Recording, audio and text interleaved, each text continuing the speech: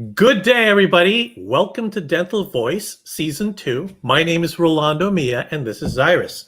Today, our guest is a prosthodontist in Manhattan, whose name is Dr. Robert Raimondi with One Manhattan Dental.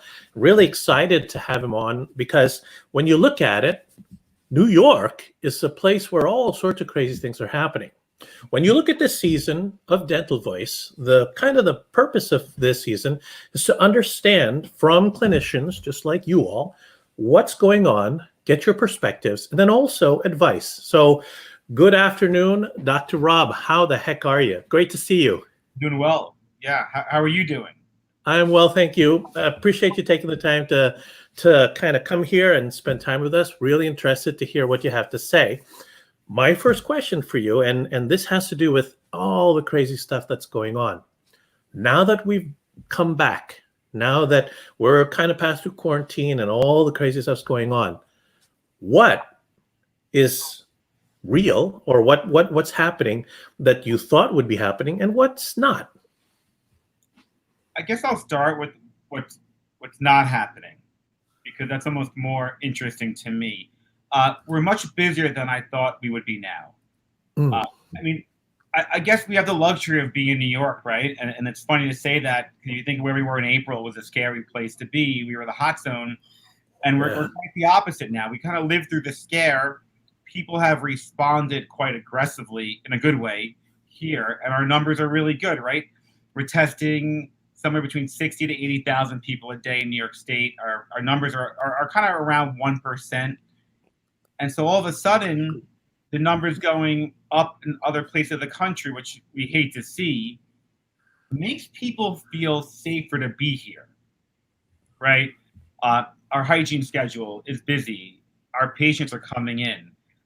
So what I'm not seeing is a lot of fear. I'm seeing a lot of people being careful, following the precautions, and I'm happy to see that. The city is like it is in August. Normally in August, most of the people who would go away on vacation aren't here. People are at their weekend or summer homes. And so it kind of feels like that right now here in New York City. Not a bad way. It's pretty comfortable. I am seeing people, like I said, being very careful. I am seeing people being concerned. A few of our patients are asking us questions about what we're doing to reassure them, but we've already expressed to them what we're doing, right? The thing we've done a lot of, and I know you'll get to this in a little while, is communicate with all of the things that we've been doing to protect ourselves and the environment in our office. That is awesome. We'd heard prior to all of this that a lot of the staff, especially hygiene, your dental assistants, even the front office, were feeling really apprehensive because of the prospect of becoming infected. Are you seeing that happening, and is there dialogue still continuing around that? So March 12th was our last day seeing patients before the quarantine here in New York. And the next week we had our first of many Zoom chats with our team. We were right on top of it. And the first things we were doing with them is collaborating to what do we need to do through this time to first, reorganize our office in the time we're closed. Not in terms of organizing our physical stuff, but just where are the patients in treatment? Where are they? What's going on? Patients who are having emergencies during this time. And we worked really hard. Like our first Zoom was just a check-in with our team. And we did that through the entire quarantine. The other thing we did was we worked with them to kind of create the environment where we all feel comfortable. So in our weekly Zooms, talking about what other people in their circles are saying, we followed up with the research, different parts of the team researching different things. And as people on our team found things or thought things or heard of something, we all looked into it together and made decisions as a group of what we would do. For one, the reason why you and I are connected is the Isolite, right? That was one of the things we extensively researched. What were we going to do to control aerosols and droplets in the room? Lots of different things you can do. And after all of us working together to research the things, we together as a group, my hygienist and I, my assistants and us, decided that Isolite would be the thing to go to. You know, the air filter here, we researched it together. So I'm answering your question, a really long answer. But I think that the fears were addressed through the process, right? Over time. It wasn't like there was a moment of silence that lasted 2 months and then where we then re-engaged our team. It was very different than that. There was constant engagement as a group together to figure out what we would do. So there was some people who had fears, and there still are some people that are not worried, but being cautious. We did not lose one team member. Everyone's back at work. And we're working hard to protect each other. Everyone wears masks. Everyone's careful with this space and careful with how our patients move around. And so we've had a very different reality than almost everyone I know. Almost everyone I know lost assistants, lost hygienists, lost front desk. Almost everyone I know. And I think a part of the issue that people have even before COVID is just honest communication. I don't think what we do is that complicated. I mean, sure it is, but it really isn't. If you lead with what your agenda is and what your outcome is, and our outcome in our group is that we first take care of each other before we take care of a patient. That's always been our motto. That's always been what we've done. It was even more exacerbated during this time. And so if there's a patient who is upsetting my team member for something, whatever, not that happens, but if it, we take the side of our team member because we know they are doing the right thing. We know our team members are to be trusted. They do the right, and not that that's a great example, but I mean, we take care of each other before we take care of anyone else, because you can't take exceptional care of other people if your kind of core group isn't all there together working hard towards the same common goal. That is so. I absolutely love the sentiment around that. And when you look at it, the context around, you have to have a strong anchor and foundation with your team in order to support everybody. That's great. Where did that come from? I'm curious, because you're not, you've been in dentistry how long now? Dental school started in August of 2002. All right. So where did you get that wisdom, and where did you get that? It's a progressive view, and it's a phenomenal view. I stole it. It's not my wisdom. Well, I work really hard on trying to be a well-rounded human being in my life. And part of that means that I'm a boss and a leader in my office. So I do spend time working on that, reading books, listening to podcasts, and taking content, meeting with people who are really good at it and trying to learn what they do well. I mean, simple thing is like the Simon Sinek book, Leaders Eat Last. I mean, kind of have to figure out how do you achieve the goals you achieve, and you realize you can't do them alone. And so if you can then accept that you're doing a goal collectively with the people around you, well, how do you support those people? Because I'm pretty sure that their goal is consistent with yours. It's overlapping, right? They have their own goals that are part of them being there. It may be as simple as they need to make money and have a job. And so you kind of find the leverage between in that relationship. You work together towards the common goal, and then you start learning how to just empower people. You learn how to trust people, learn how to support them. Because if you want those things, you have to do them first for other people. Right. Yeah, that's love. Again, that's so awesome. When you look, New York City was kind of like the epicenter when all of this happened, and you saw ridiculous skyrocketing and everything. Was there ever fear with you or your team with regard to, holy cow, what's going on here before, early on? Of course there was. I mean, how'd you overcome that? It was, perspective, right? So fear and anxiety is like imagination. I mean, if you live in the reality of where you are, so it was uncomfortable, the news, stuff going on, the city shut down. But if I walked around the city, I was safe. Like if I walked around the city on April 3rd, it was quiet here, but I could also enjoy the beauty of the city in a different way. I would go home and I was comfortable being home and where I lived. My family was healthy. We were lucky, right? I was able to get groceries and food. I was able to get the basic things that I needed to be comfortable and survive. and the other stuff that was going on around me. I mean, yeah, I wasn't making money. My practice wasn't there, but luckily I lived, prepared for things like this. And so my perspective was the reality of my life was comfortable and fine. Instead of worrying about the things that could be, I try to just be present with what is and the things I can control. And I think that's what we just do with our team, right? We can connect with each other, my partners and I and our team about, okay, well, what can we control? What can we do in our reality right now? Well, we can work on some things. We can work on our relationship as a group, and we can only be patient because this is literally affecting the entire world. So you can't feel so special about it. A lot of our problems aren't yours. Very few things are unique to you yourself, and not in a bad way. Your problems are shared with thousands to millions of people. Everything in your life. It could be you're late to work. Guess what? A million people were late to work today. So we sometimes get a little self-absorbed about our problems. Just our nature. We care most about a lot of ourselves, right?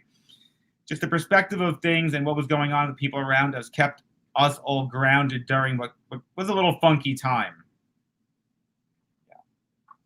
Thank you for that. I appreciate you sharing that. I so resonate with the message behind that. When you look at, you mentioned earlier on about, infection or making sure things were going together.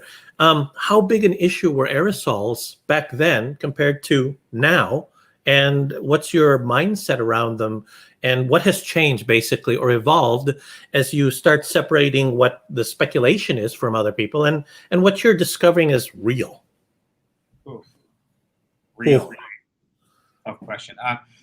So the week after March 12th was the first week we were closed and trying to figure out what's going on, what to do. What to do with our team, salary, keep them on, keep them off. What do we do? Furlough, not. The second week off, we started researching aerosols and how to control them and how people did control them. And Mark and I, you're talking with next week, started connecting with people all over the country and how aerosols are collected in different environments in the medical world, of course, and kind of like what are the different environments they're collected in and why they're collected in that manner. We worked really hard. I had phone calls with people in Seattle, Texas, Arizona, experts in hospital management in different spaces. And so we're pretty lucky here, and we did some research in our own facility to understand the issues we'd be dealing with and also how to deal with aerosols. So that was the number one thing we researched through the pandemic, is how to handle aerosols. And so what's real? I guess that's a good question. We read a lot of medical journals, Mark and I, about what's happening, what they're finding. And so we're controlling things to the best of our abilities based off the medical literature. We are ignoring the guidelines from CDC and OSHA because we are operating at a level above them. Right. Yeah. So when you say operating at a level above them, what do you mean specifically? That's cool. Well, it's a little bit of everything that we do, right? For one, the way we schedule our appointments and space everything out is in a way that leaves the most amount of time for everyone to properly put on fresh PPE, take it off between patients, clean the room, and then how to filter out the air. The way we take temperatures and pulse ox on the way in and way out on our staff and team, we make sure we do that with all of our patients. We're taking oxygen saturations of their blood also, not just temperatures. We then handle the room and the spaces differently, right? We clean everything thoroughly. We have air filters. You see one over my shoulder right there. So we researched air filters a lot. These filter out particles smaller than the SARS-CoV-2 virus, and they also can kill it. So we have 20 of those through the practice. They are triply engineered for the space, right? So we got more than what we need for the space everywhere. We have isolites in every treatment room. We use them for every patient that we're working on, that we're doing anything, that there's a handpiece in the mouth, and our hygienists are even hand scaling with them in the mouth. So what else? Mark and I are going for, and our other partners are going for weekly COVID nose swabs, SARS nose swabs, which we find out the results within 12 hours. I'm trying to think what else. Trying to do everything, and we're communicating. Yeah, I that's incredible. And now I get it. I totally get above and beyond what the guidelines are and above and beyond. So it sounds like you've done a lot of research, but then between you and your team, you've kind of ferreted out what seems to make sense and then what doesn't. I'm curious, and by the way, really appreciate you mentioning the Isolite. How did you end up with our system versus, maybe an external hood or something, one of those suction devices, or all that type? So one of the things we were researching was what to do during the development of the pandemic in our country, and looking around what people were doing. And what I noticed is a lot of people were having the obvious, and I can support them, like a knee-jerk reaction to it, right? Yeah, I mean, sure, it's a pandemic, right? None of us were alive in 1918. So started looking into what people are doing, and those external hoods became really a thing people were doing. So we started researching that. Not great science behind that. And so we started researching a lot of other things people were doing during the pandemic, and you realize that there was a response as an opportunity instead of looking at proven technologies. And so the Isolite I've heard about for a long time. I said to Mark earlier today, I'm like, I feel like I'm late to the Isolite party. Exact word. I'm not saying this because I'm live with you. I actually said these words privately in my office with him. The molecule here is an air filter that has crossover representation with residential and healthcare systems environments. The Isolite's been around for years, so we wanted proven technologies that worked well in practice instead of just jumping on.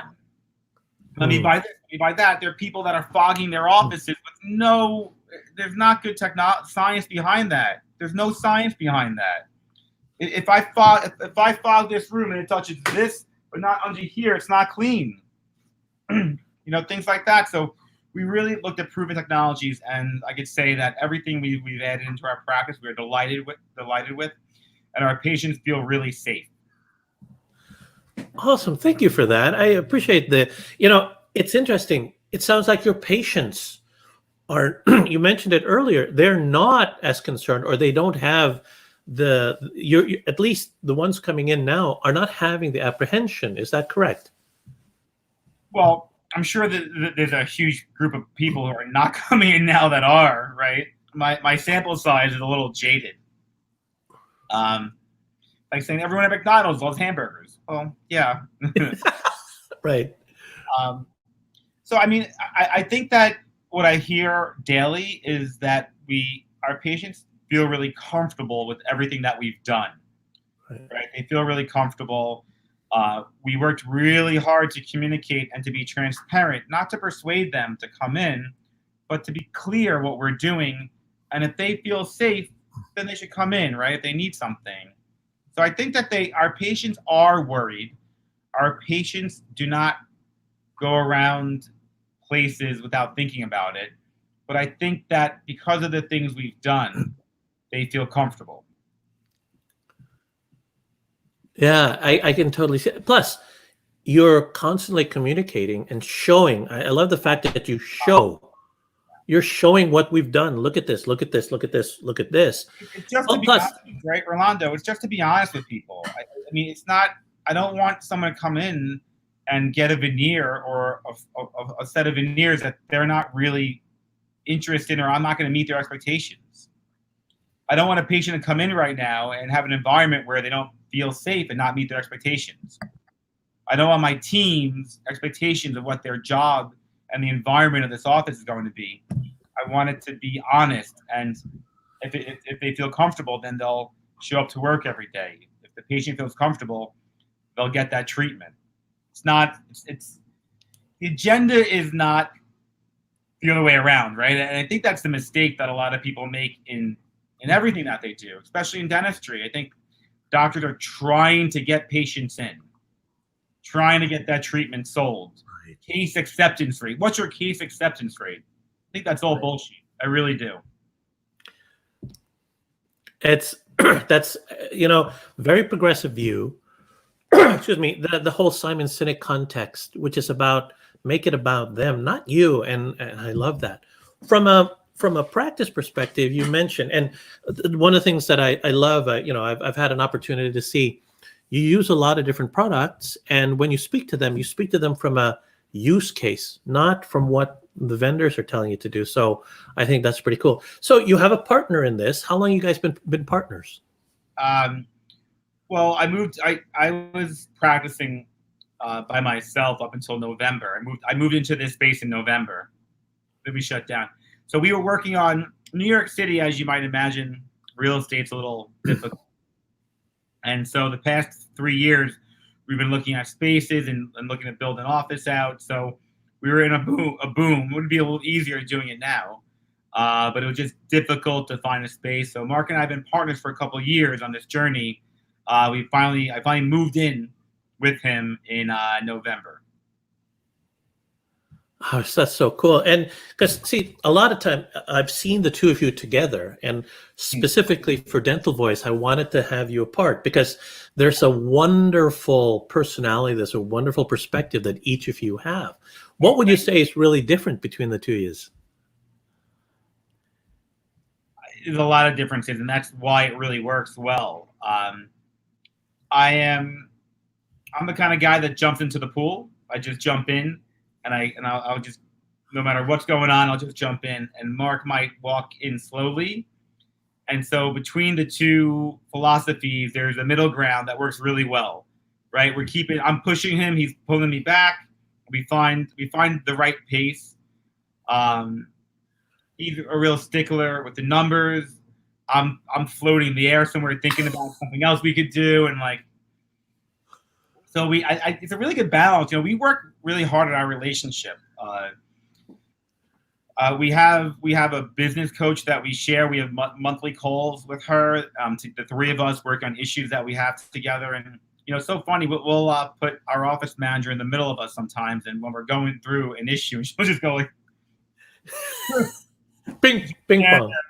Watch us go back and forth, and we argue 3 points in a good way, right? We set up an environment where as business partners and best friends that we can kind of be raw with each other and be comfortable doing that, and know that you're emotional and heated, you're going to come out to something together. So he makes me check myself a lot more, and I persuade him to do things that he wouldn't do otherwise.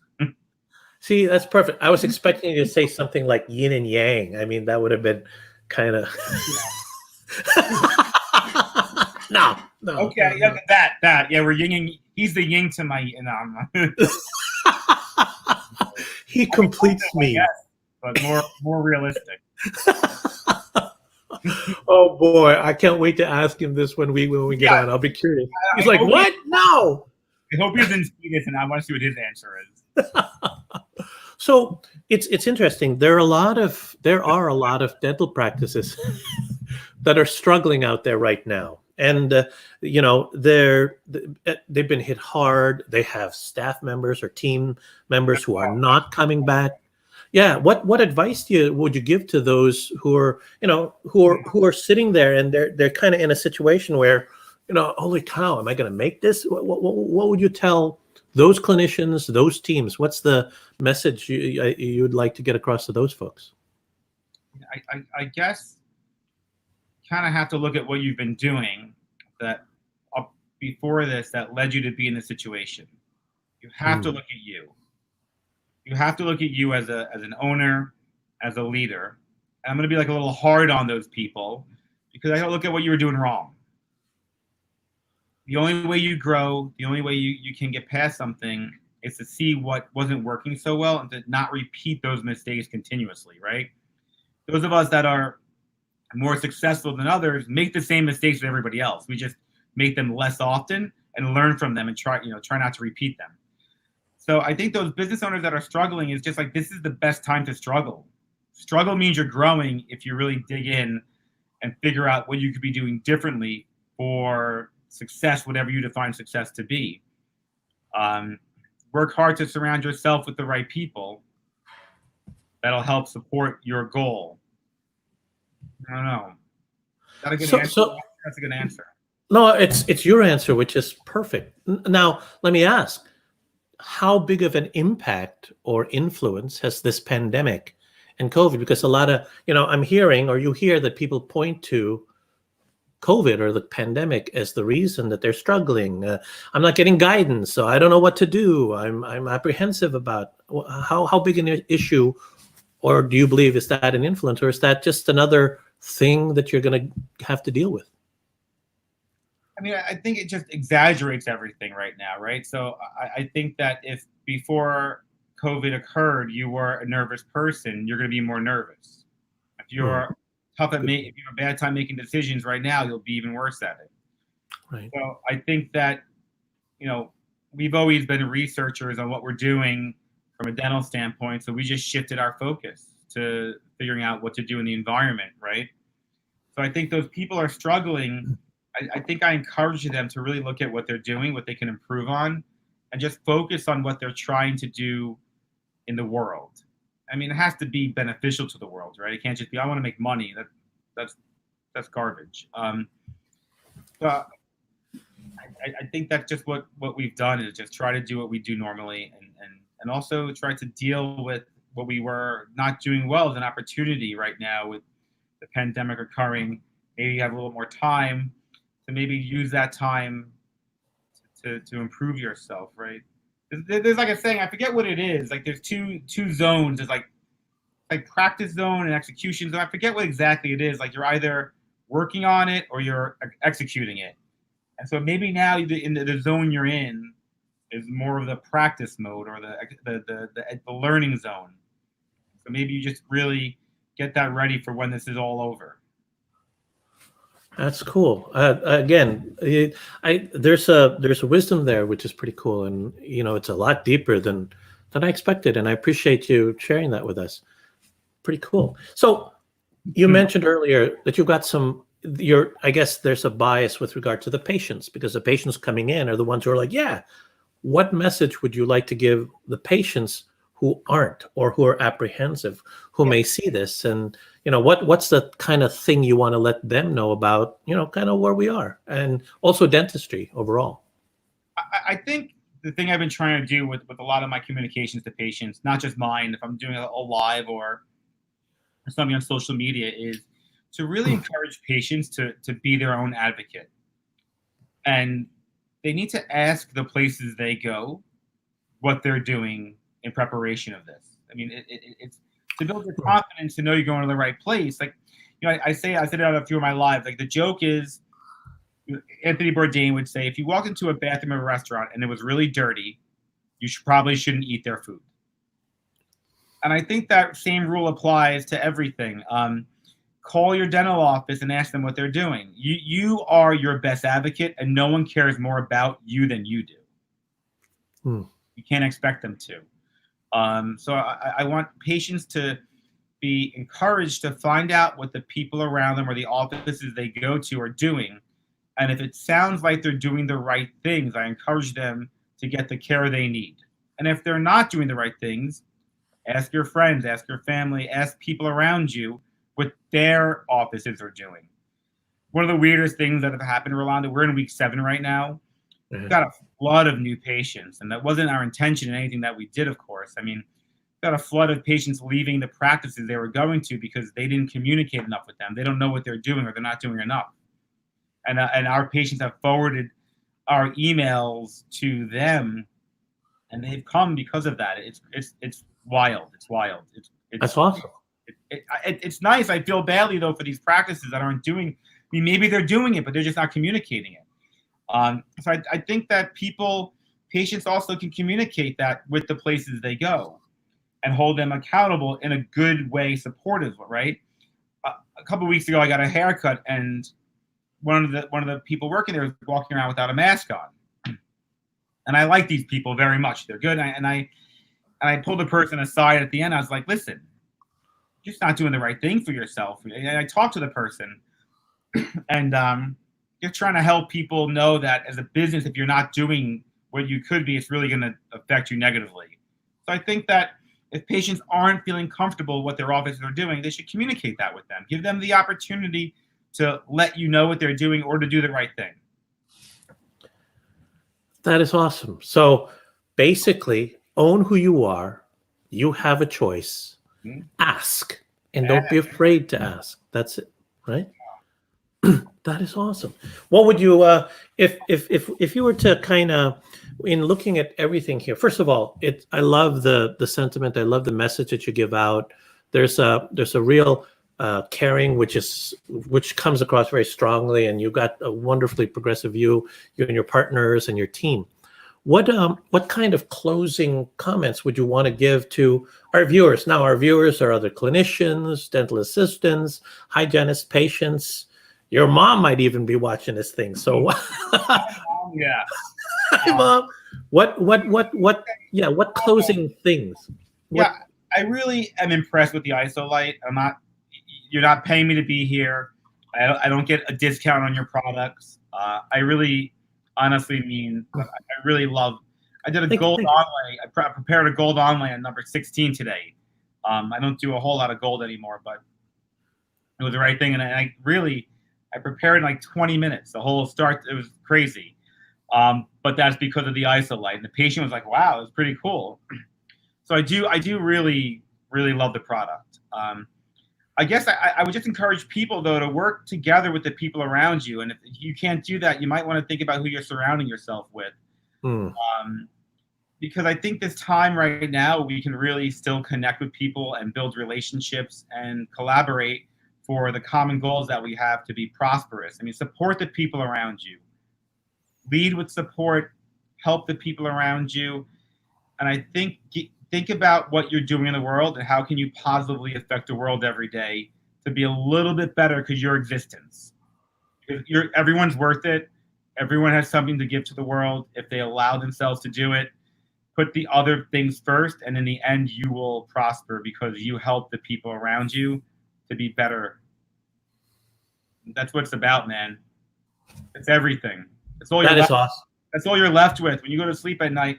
No one cares anything else about how much money you made or how many crowns you did or how much you charged for a veneer. No one cares about that.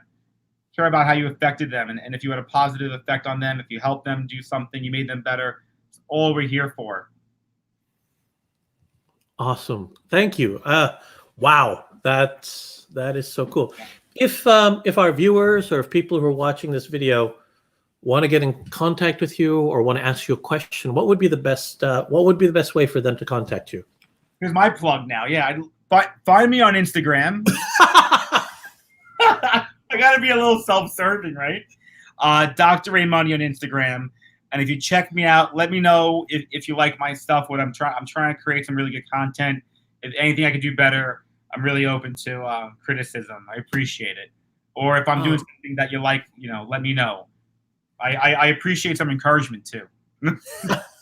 And One Manhattan Dental, where is your practice in Manhattan? Obviously, Manhattan. We're on 61st Street and 5th Avenue. You can find us at onemanhattandental.com. I'm right here. You can see where I don't know where I am. Central Park is behind me. We have a beautiful view. We're in a great place in the world. We're happy to be here, and we're looking forward to you guys coming to visit New York when things are a little calmer here in our country. Right on. Well, hey, here's the deal. If you ever find yourself in Santa Barbara or your family or whatever, you got to come let us know. There's a bunch of cool places here, so we'll play that. Yeah. So, hey, first of all, thank you so much for joining us. Thank you for sharing your perspective, the candor behind it. And, there's a wonderful honesty that you can feel, which is a really important thing for me, and I love that. Those of you who are watching, if you like this content, please go ahead and share it. Please visit Dr. Raimondi's site, Instagram. Give him all sorts of grief. I tried to get him to do this in the bathroom, and he wouldn't. So I guess it wasn't one time. It wasn't one time. It was like, oh, you're in the office? God. No, I appreciate it. I appreciate it. This is Rolando with Dr. Raimondi on Dental Voice, our season 2. Please share, and if you like it, let us know. If there's anything else that you need, let us know too. Thank you so much. Have a great rest of your week. Please be safe. And would you be willing to come back maybe in several months or so and share what's going on with you? Maybe.